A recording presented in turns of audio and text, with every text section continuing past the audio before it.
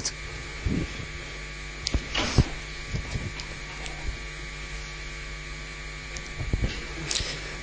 در کتاب دعاها گفته شده است که هر شخصی که دعای مناجات نامه را در شب جمعه با طهارت 7 بار خواند و خواب رود، در خواب حضرت محمد صلی الله علیه و سلم را می‌بیند.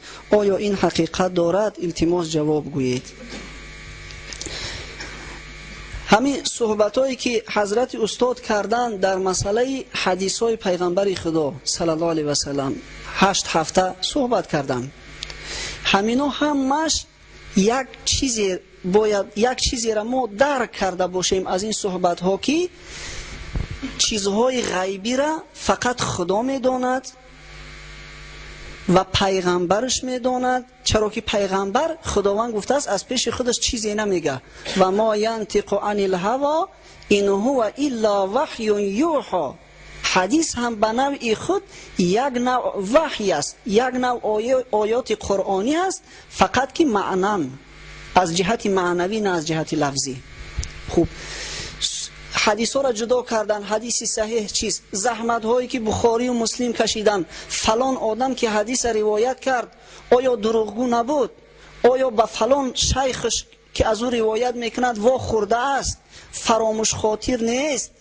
یگان کس در حقش یگان تهمت نبسته است؟ همین احتیاط برای این بود که ما همون حدیثای درست پیغمبر خدا در دست بیابیم، بدانیم که همین حق است، همین درست است.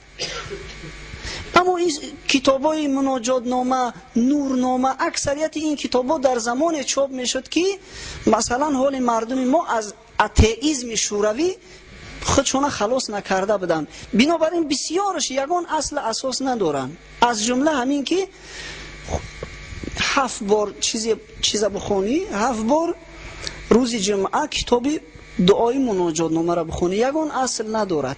چرا که این سخن پیغمبر نگفته است. هیچ کس از پیغمبر خدا این را روایت نکرد.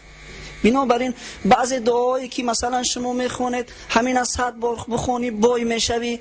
بعد بعضی آدمایی هستن که نه نماز دارن نه روزه دارن، لیکن همون تکراری به تکرار خوندن میگیرن که بای بشیم.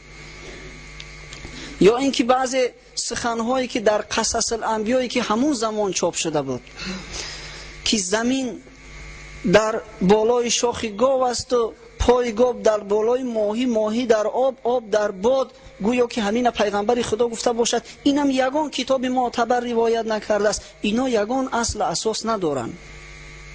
بنابراین ما وقتی که چیزی را میگیم، جوابی به سوال شما میگیم، مثلا میگیم که رواه البخاری، بخاری روایت کرد. مادامی که بخاری روایت کرده باشد حدیثی صحیح است.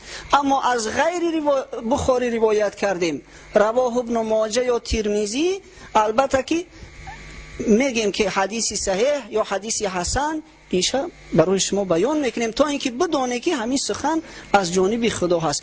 داملا همین مسئولیت دارد.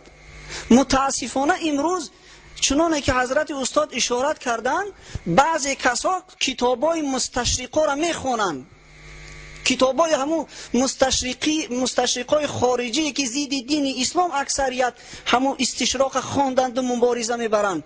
بعد دین اسلام به ما تعلیم میدهند، ما را طعنه میزنند که اینا سواد ندارند. داملای ما و تو اسلام نخوندی، تو تفسیر قرآن نخوندی، به یک ترجمه ای که از قرآن میخونی به تفسیر به حدیث، تو از کجا اسلام تو فهمیدی؟ بعد دامله ها را طعن میزنن که دامله ها این خیل میکنن و دامله ها مردم از قیامت میترسانن و از خدا ترسیدن در کار نیست و چخیل زندگی میکنی خدا مهربانه. بعد خودشونه با اینا دانا میگیرن. در جهل مرکب همین خیل آدم ها غوطیدگی هستن. آن کس که نداند و نداند که نداند، اینا نمیدونن که نمیدونیم. اینا این طرف خوندند و از این طرف آگاهی ندارند، لیکن گمان میکنن که همه را میدونیم. آن کس که نداند و نداند که نداند، تو مرده بخوانش که کسش زنده نخواند. اینا مرده هستند، اینا اصلاح شونده دیگر نیستند.